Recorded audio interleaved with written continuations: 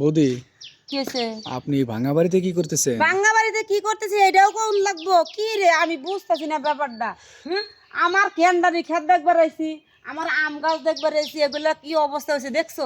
হ্যাঁ, এই যে নরেনটা যে কইছিলাম, নরেন আমার খেত খেত একটু ভালো করে দে, নরেনের কোনো খবর নাকি? এই নরেন, নরেন, বৌদি, আপনার কি প্রয়োজন আমাকে বলেন। হুম, আমাকে বলেন। এদিকে আয়।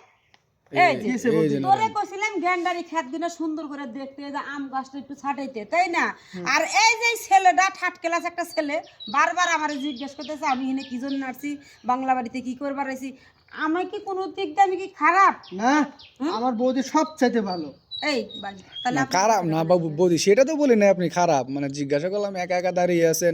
তো একা একা দাঁড়িয়ে আছেন, বাংলার ঘরে আইছেন, কি সমস্যা কি জন্য আইছেন, এত কিছু লেকচার দেন লাগবো? এই যে এটা আমার দেওর, এটা আমার দেওর। হ্যাঁ, এই যে ওকে তো আমি চিনি, নরেনটা তো আমি চিনি। আর তুমি কে আমার আদর্শ কে? নরেন কিছু কথা কও। নরেন, তো এই যে বৌদি যে এত কষ্টে থাকে, তোর কষ্ট হয় না? আমি বৌদিরে তো কইছি তোমার যত দুঃখ আছে আমার লগে শেয়ার করবা। আচ্ছা। আচ্ছা নরেন, চল, তোরে বলছিলাম না এক জায়গায় নিয়ে যাবো। আচ্ছা, চল তাহলে আমরা যাই না? ও আচ্ছা কই তাহলে যাবা কই? যাবো বৌদি, এটা বলা যাবে না বুঝছেন, ওটা খুবই সিক্রেট। ও আচ্ছা ঠিক আছে। আচ্ছা, আসি বৌদি।